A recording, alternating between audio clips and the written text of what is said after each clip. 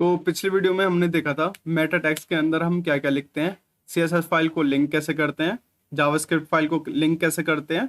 तो वो था पिछली वीडियो में। और जिन्होंने भी अभी तक इस प्लेलिस्ट को सेव नहीं किया है वो सेव कर लें, और जो इस चैनल पे नए हैं वो इस चैनल को सब्सक्राइब कर लें।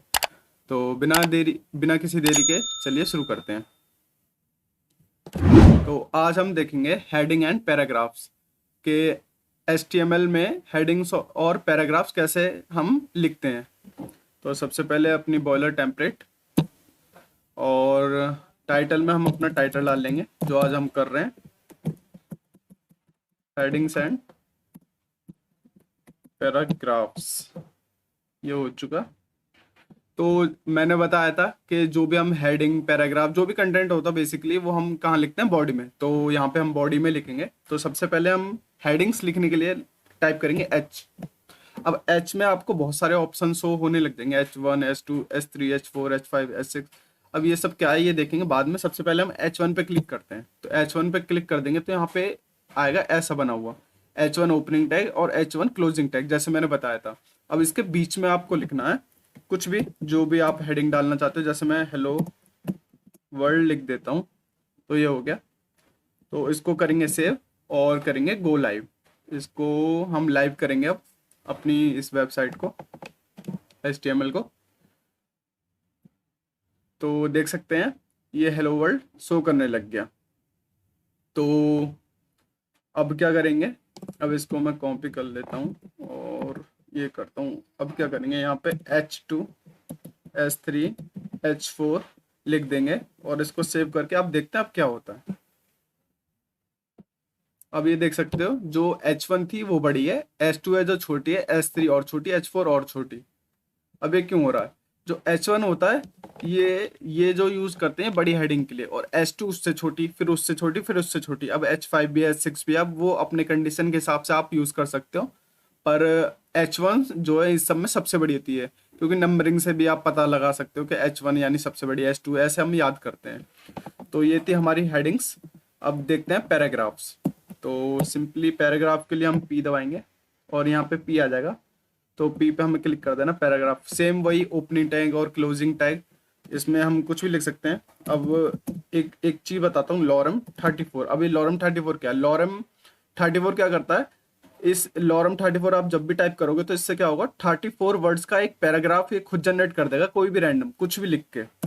तो देख सकते हो ये 34 वर्ड्स हैं टोटल, इसने एक पैराग्राफ जनरेट कर दिया। लॉरम 34 लिखेंगे तो आप कुछ भी लिख सकते हो, लॉरम 20 24 जो भी आपका मन करे।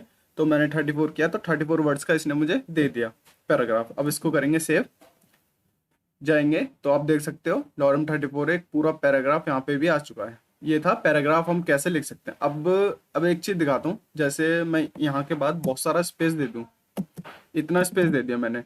तो इप्सम के बाद मैंने इतना स्पेस दे दिया। अब इसको सेव करते हैं और चलते हैं अपने पेज पे। पर यहाँ देखो, यहाँ तो बिल्कुल नॉर्मल है।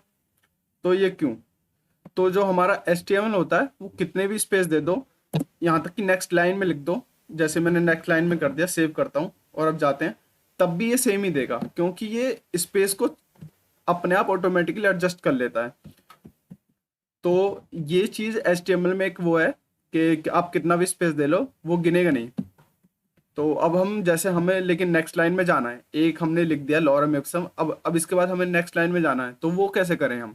तो उसके लिए सिंपली एक टैग होता है BR।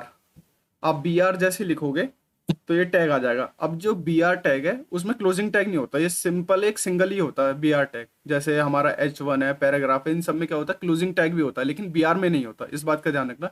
तो सिंपली BR टैग आ गया। अब इसको सेव करेंगे और अपने पेज पे जाके देखेंगे तो आप देख सकते हो इप्सम के बाद एक न्यू लाइन अब शुरू हो चुकी है। तो ऐसे हम न्यू लाइन डालते हैं। अब मान लो कि कोई वर्ड हमें थोड़ा हाईलाइट करना है, मतलब दूसरे वर्ड से हमें एक जो वर्ड है वो हाईलाइट करना, दूसरे वर्ड नॉर्मल है उसको थोड़ा हाईलाइट करना, तो वो कैसे करेंगे। उसके लिए सिंपली आप स्ट्रॉन्ग लिखोगे, ये ऑप्शन आ गया, स्ट्रॉन्ग पे क्लिक करोगे। अब इसके अंदर जो भी वर्ड लिखोगे, जैसे लिख सकते हो आप सौरभ कुमार, सेव करना, पेज पे जाना। तो ये देखो सौरभ कुमार जो है बाकी वर्ड के मुकाबले हाईलाइट हो गया। तो ऐसे हम हाईलाइट करते हैं इसको। और जैसे आपको कोई वर्ड बोल्ड में लिखना है, बोल्ड बोल्ड तो आपने सबको पता ही होगा, तो सिंपली आपको बी लिख देना है, तो सजेशन में आएगा, तो बी पे क्लिक करना, यहाँ पे लिख देना, बोल्डली लिख देता हूँ, सेव करना, पेज पे जाके देखना, पेज पे जाके देखना, ये देखना, ये बोल्ड, ये भी बोल्ड हो गया हमारा।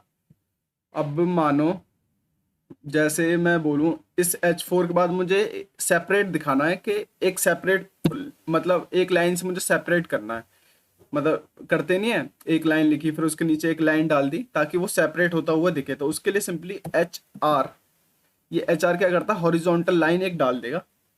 देखना, HR टैग लगाया, सेव किया, अब देखो एक ये लाइन आ गई, ये वाली, तो ये क्या, ये किसकी वजह से आई है, HR टैग की वजह से, जो भी हमें डालना है ये होता है HR टैग की वजह से। और और क्या बता सकता हूँ मैं यार, देखो मैं भी कुछ सोच के नहीं आता, जो जो मुझे याद आता है वो मैं बता देता हूँ। तो हमारा हो गया, पैराग्राफ हो गया, स्ट्रॉन्ग हो गया, बोल्ड हो गया, न्यू लाइन बता दिया, HR बता दिया, ऑलमोस्ट मैं सब कुछ बता चुका हूँ। अगर कुछ रह जाएगा, हाँ एक EM टैग और होता है, वो देख लो, वो बता देता हूँ। EM टैग, EM लिखोगे तो EM टैग आ जाएगा, इसके अंदर जैसे कुछ भी लिखोगे, हेलो वर्ल्ड, सेव करोगे तो देखना क्या होता है। तो ये देखो हेलो वर्ल्ड जो है इटैलिक उसमें आ गया, मतलब ये भी एक तरीके से हाईलाइट होता है या सबसे अलग जैसा हमें दिखाना है, तो हम EM एम्फेसिस वर्ड का यूज कर सकते हैं। तो ऐसे हम बहुत सारे टैग होते हैं, इनको हम यूज करते हैं पैराग्राफ और हेडिंग्स में। तो गाइज आज के लिए सिर्फ इतना ही, उम्मीद करता हूँ आप सबको समझ आया होगा। तो मिलते हैं नेक्स्ट वीडियो में, बाय बाय।